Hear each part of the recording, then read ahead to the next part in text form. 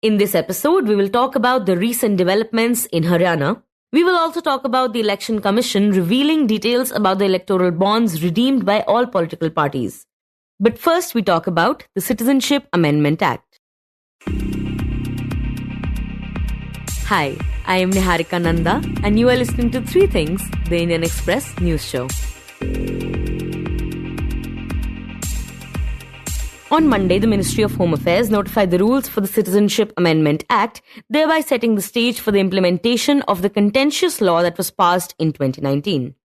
The law essentially allows Hindu, Sikh, Buddhist, Jain, Parsi or Christian migrants from Pakistan, Bangladesh and Afghanistan who entered India before 31st of December 2014 to seek citizenship of India. And so the law specifically leaves out Muslims. Last month, we spoke to Indian Express's Deeptiman Tiwari and he told us about the law. The idea behind the law, according to the government, is that these communities have faced religious persecution in these three countries, that is Pakistan, Bangladesh and Afghanistan. And they have no other place to go other than India, where, there is a sizable population of these communities. And so they need to be given citizenship. Now, this is the law as stated on paper. However, the reason millions protested against it back in 2019 stemmed from statements made by BJP leaders about how it was going to be used. There is a protest because of certain specific political rhetoric which preceded the passage of this law. And this political rhetoric was made by none other than the Union Home Minister Amit Shah. In his political speeches in West Bengal, he has repeatedly said that first, there will be a CAA, that is Citizenship Amendment Act, which grants citizenship to Hindus, Christians, Buddhists, Jains, Parsis, Sikhs. And then there will be an NRC, which is the National Register of Citizens, which will demand documents from every citizen of India to produce and prove that they were born in this country or they belong to this country, that they are citizens of this country. Now, given how old this country is, for how long this civilization has been surviving, for many people, there may not be any documents. So, the fear that was created is that people who do not have documents, if they are not Muslims, then they will get citizenship of India through CAA. Because CAA specifically says that even if you do not have documents and you are a persecuted minority, we will grant you citizenship. So under CAA, even if you don't have documents to prove that you are a citizen of this country, you will get citizenship. So who will not get citizenship if an NRC follows CAA? Only the Muslim will not get citizenship if he does not have documents. And this is the reason why millions took to streets to protest 4 years ago. Now, so far, there is no talk of the NRC. With the government issuing rules just ahead of the Lok Sabha polls, the BJP feels that it has fulfilled one of its key promises. In this segment, we speak to Indian Express's Vikas Pathak about what the law means for the party and how concerned it is about a potential backlash. Vikas, can you begin by talking about how important it was for BJP to deliver on the promise of the CAA before the Lok Sabha polls? Well, I think not that it was absolutely important.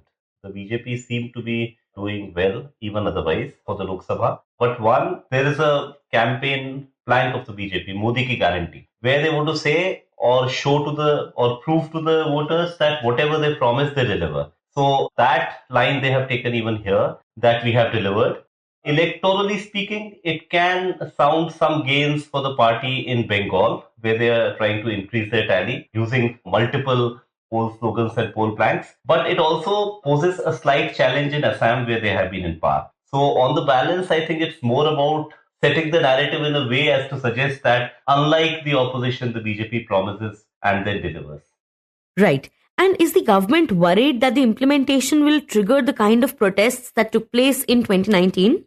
Well, this time they have been very careful. So Assam, of course, is something that the Himanta Biswa Sharma government will have to watch out for. But that apart, one, they are being very careful, like there has been detention of some students at Delhi University who started a protest. So they would not want the protest to flare up. There might be early detentions and then people being released after that. And that apart, in the last 36 hours, via the Press Information Bureau, they have repeatedly come out with messages saying that, there is a lot of propaganda against CAA. It is not going to affect any Indian citizen irrespective of religion, including Indian Muslims. They say that it is only to grant citizenship to persecuted minorities from Bangladesh, Pakistan and Afghanistan who happen to come to India before 31st December 2014. It is not meant to take away citizenship from anyone. So that is being done to ensure that it does not flare up. And to what extent does the BJP hope to gain from the Citizenship Amendment Act electorally?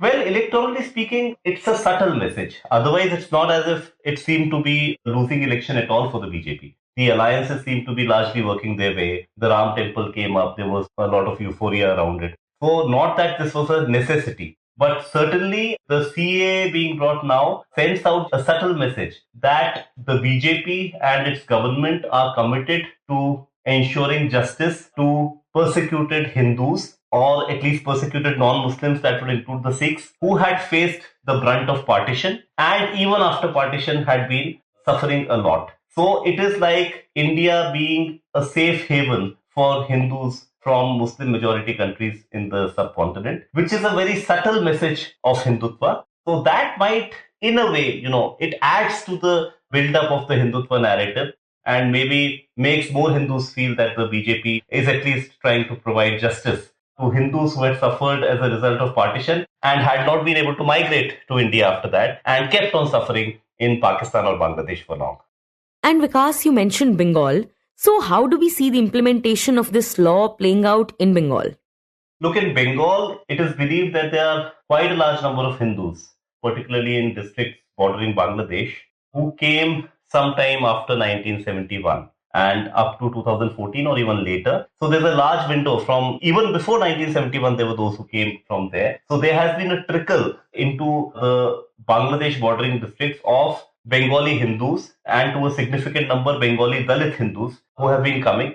So it's a large enough, supposedly, section of the population to be able to provide some benefit to the BJP, because once they feel that now they will be valid citizens and that stress of being kind of stateless and living here would go away, the BJP believes that many of those people would be favorably, disposed towards the BJP, and that will help it electorally. Right. And many argue that CAA goes against the Assam Accords and it might not go down very well in Assam. And you also mentioned that it might be somewhat of a struggle for CM Himanta Biswa Sarma. So does the party have concerns regarding that? To a limited extent, yes. But then we have to see the whole trajectory. So the Assam Accord constituted coming to terms of the government of India and the Assam government, as well as forces like the ASU that had led the Assam agitation. So that consensus that was, constructed with the Assam Accord in 1985 put a cutoff date of 1971, around 24th, 25th March 1971, that people who came in before that would be considered Indian citizens and not after that. After that, we also had in 2019 the NRC in Assam, where quite a few were found to be foreigners. So here the CAA imposes a new date, cutoff date of 2014. So sections of the Assamese society might feel concerned that the window between 71 and 2014 is significant enough for many more Bengali speakers to be then considered valid Indian citizens and stay in Assam. But then the concern there has been about Assamese cultures having centrality within Assam, livelihood concerns and all these, and they believe that the Assamese cultures have been diluted by the consistent illegal immigration of Bengali speaking people. So since the CAA says that those who are non-Muslims would then become citizens, Assamese people may feel concerned that this anyway threatens to increase the presence of Bengali speakers as valid Indian citizens within Assam. So that is the concern there. But let us remember one more thing. The BJP has won twice in Assam. Even when there were protests in 2019 around the CAA, even after that, BJP ended up doing well in Assam. So it's also possible that Assamese society itself is undergoing a churn. And Vikas, you just mentioned the NRC. So back in 2019 and even now, one of the main concerns has been that CAA will be linked to the NRC. Could you talk about those concerns?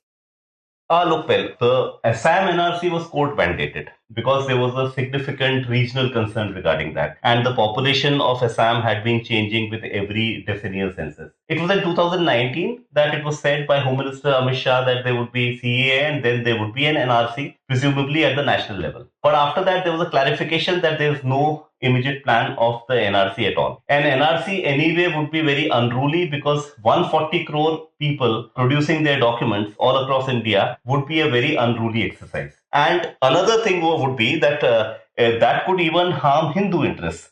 Because supposing there's some Hindu who stays in Delhi, for instance, or in Kolkata, or maybe in Jaipur even, of Punjabi origin or whatever, Sindhi origin, who says that I don't have documents, the CAA can save that person because the CAA would say, no problem, you apply for citizenship now and we have expedited the citizenship of people who are persecuted minorities. But imagine a Hindu in Tamil Nadu, for instance, who does not seem to have documents for whatever reason. Then a nationwide NRC provides no CAA shield to a Tamil speaker Hindu or a Hindu from Andhra Pradesh. So that could create a problem. So I think in 2019 itself, a kind of a course correction subtly happened when the rhetoric of a nationwide NRC happened to die down after the first statements. And this time in the last 36 hours, I have been checking the PIB updates. There is absolutely no word on NRC at all, which means that there is a subtle shift in the way the party is seeing things and the government is seeing things. Now they are focusing on providing justice to Hindus and Sikhs, maybe even Christians, persecuted in Pakistan, Afghanistan and Bangladesh as religious minorities, but they are making it very clear that no change in the status of any other Indian citizen is going to happen, and they are not mentioning the word NRC alone at all. And Vikas, besides RSS's concerns regarding infiltration, you write that in the past it has also been concerned about persecution of Hindus in East Pakistan. Tell us how far back that dates. Yeah, that is as old as the partition of India.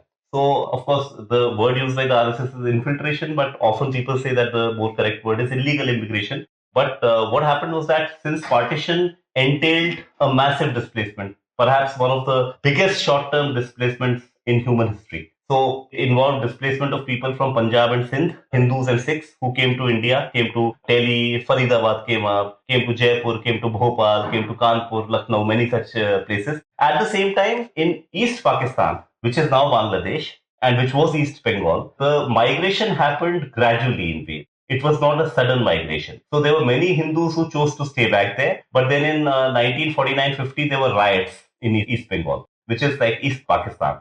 And that led to a stream of Hindu refugees coming into India. The same had happened around 1971 when the war happened and liberation of Bangladesh happened, India-Pakistan war that happened. So in this case, 1949-50, since there were many refugees, Hindu refugees coming in from Bangladesh, which was in East Pakistan, into India, there was a lot of concern in India, which was also reflected in Parliament. So Jawaharlal Nehru, talked to Liaquat Ali Khan, and in Delhi, the Nehru-Liaquat Pact was signed in 1950, which said that both states should take care of their minorities. Which was like, okay, take care of your minorities so they don't have to migrate in distress. But then Shyama Prasad Mukherjee, who later went on to set up the Jan Sangh, he objected to it. His demand was that there should be a penal clause that if a state does not respect what has been signed upon, there have to be sanctions. Now, Nehru was not willing to go that far. So, Shyama Prasad Mukherjee thought of this as some kind of a clean chit to Pakistan or a false parity between India and Pakistan. And he thought that the Delhi Pact between Nehru and Liaquat Ali Khan was, in that sense, anti-Hindu and anti-Bengali Hindu. And he resigned from the cabinet of Jawaharlal Nehru.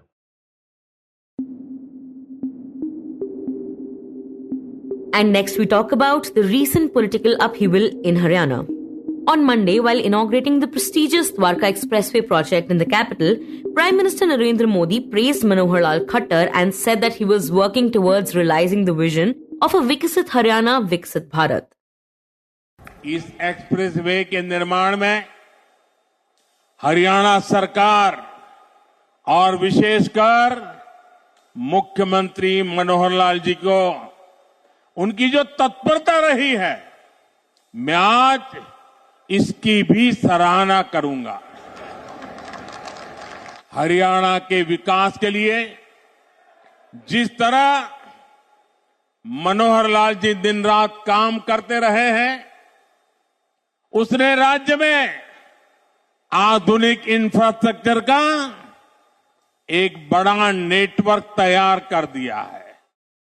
However, a day later, Khattar was removed from the position of the Chief Minister of Haryana and was replaced by BJP's Kurukshetra MP and its state unit chief, Nayab Singh Saini.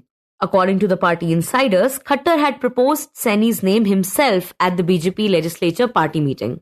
This change in chief ministers occurred after the BJP ended its 4.5-year alliance with the Janayak Janata Party led by Dushyant Chautala. In this segment, we speak to Indian Express's Varinder Bhatia about these developments. Varinder, can you begin by telling us why did the BJP replace Manohar Lal Khattar?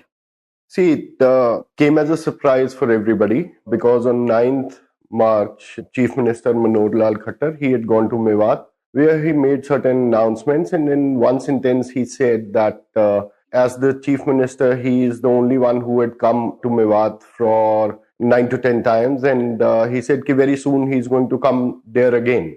On 11th of March, Prime Minister was there in Gurgaon for the launch of Dwarka Expressway, where he recalled his old memories with Manohar Lal Khattar and said that he is one of the best chief ministers out of all the BJP-ruled states. And then on 12th March morning, everybody was surprised that the chief minister announced his resignation. He went to the governor house with his cabinet colleagues, and the entire cabinet resigned. The BJP broke its ties with Dushyant Chautala-led JJP. And then the information that we received from the party insiders was that BJP is known to be changing its chief ministers after they've completed 2 terms. And here in Haryana, Manohar Lal Khattar had almost completed 4.5 years of his second tenure. And the party was looking at bringing in a fresh face. Basically, it appears that the party wants to send a message to the electorate and even to the party workers that a commoner like Nayab Singh Saini can also be elevated to the post of chief minister. And nobody is indispensable in the party. And that's why probably they've taken this decision. And particularly with the Lok Sabha polls approaching, the party, although thinks that they are very comfortable since they already represent all the 10 Lok Sabha seats in Haryana, which they won with the comfortable margins in 2019. But there was a slight worry as regarding the upcoming Vidhan Sabha polls, which are scheduled in October this year. And the party was feeling that one, of course, there is anti-incumbency after 2 consecutive terms. And the ongoing farmers' protest and the restless protest that took place may somehow dent the party's prospects in Vidhan Sabha polls. And what kind of issues did the members of his own party have with Dushyant Chautala?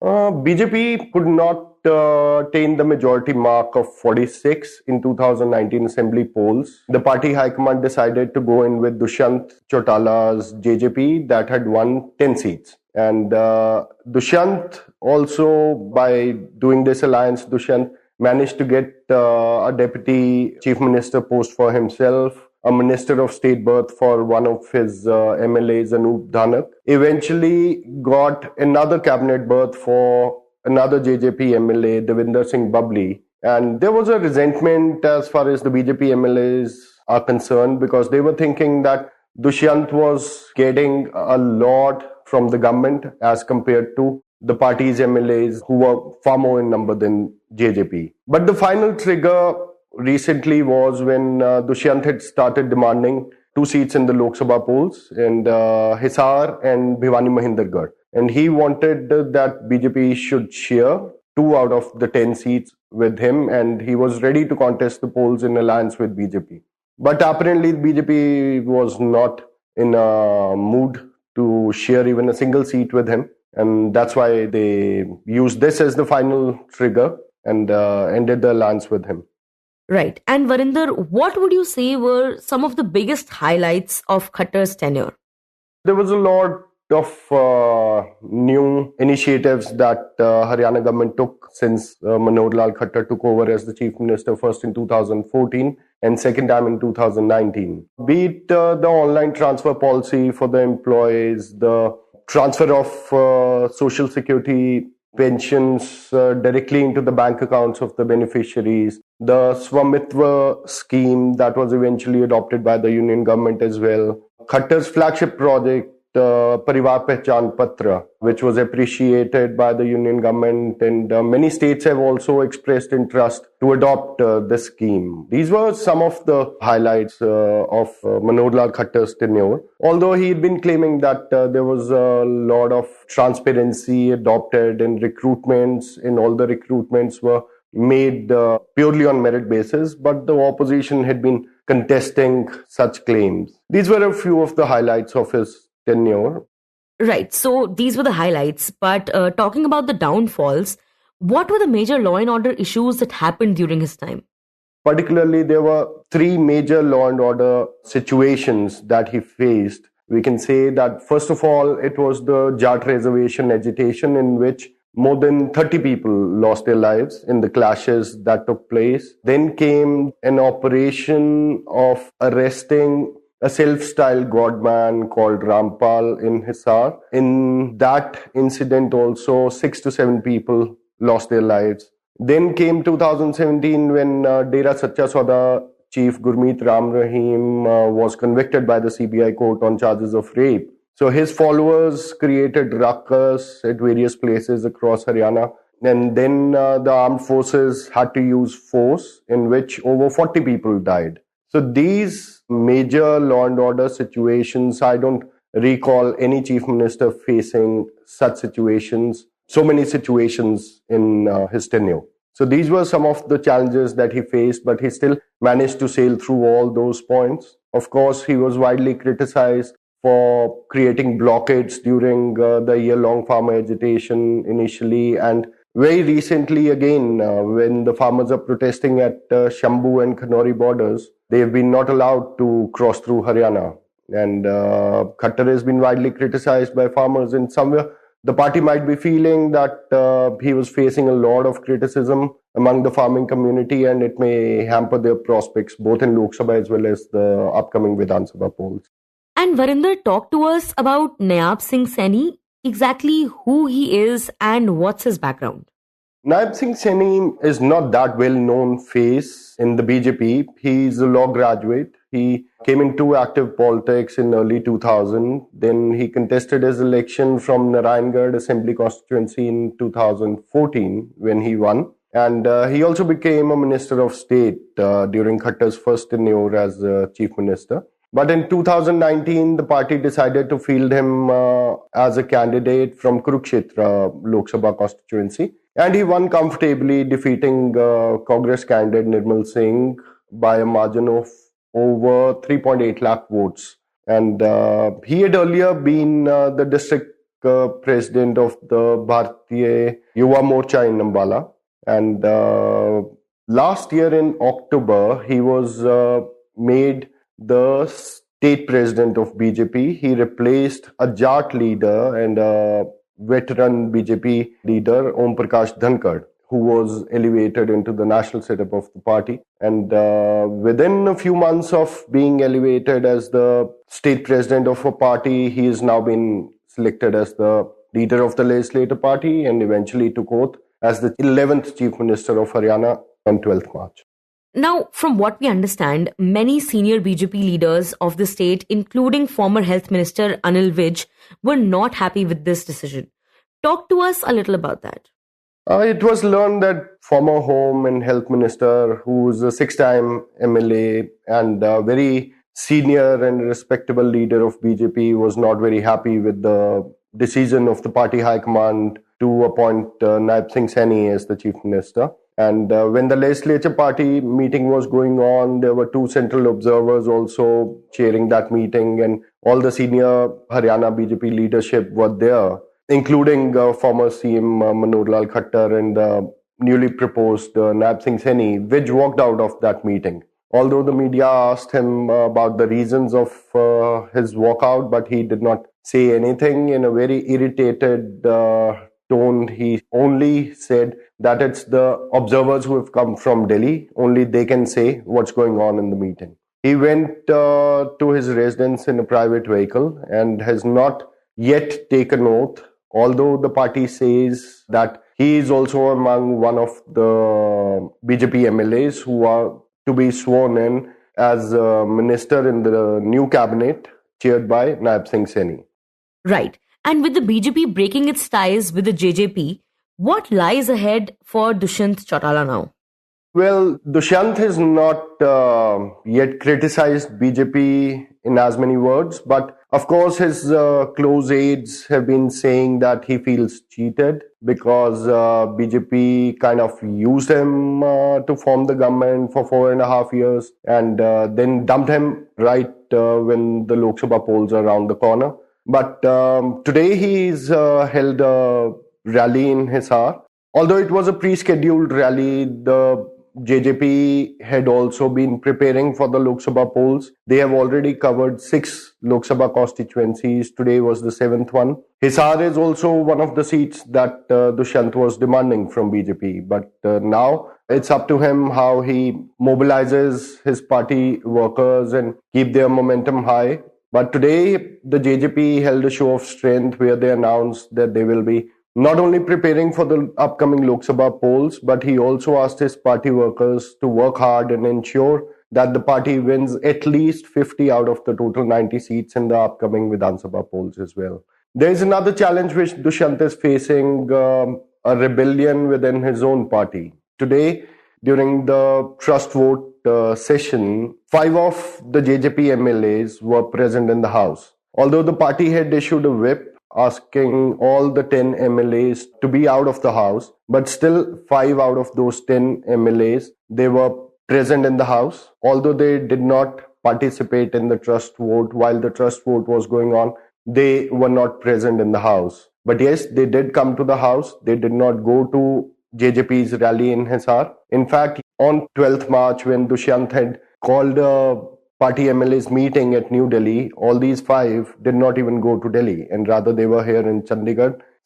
At least 4 of them attended the swearing-in ceremony at Haryana Raj Bhavan, wherein BJP MLAs were taking oath as ministers. So, of course, Dushyant is not only facing a challenge how to score well in the upcoming Lok Sabha as well as Vidhan Sabha polls, but also how to keep his party flock together. And Varinder, how will this affect BJP's assembly election prospects, which are scheduled to happen later this year? BJP is seeing it very differently. First, by appointing an OBC community member as the chief minister. BJP is trying to consolidate and send a message to the non-Jat vote bank across Haryana that considering all the backward castes, and they are not only particularly focusing on the upper caste or the major vote banks, and they are not into the caste-based politics. What a few BJP leaders are saying that, of course, by replacing Manoj Lal Khattar with a less known BJP leader like Naib Singh Saini, they would be able to send a message to their electorate that the party is also bothered and always working towards the upliftment of people who come from the lower castes.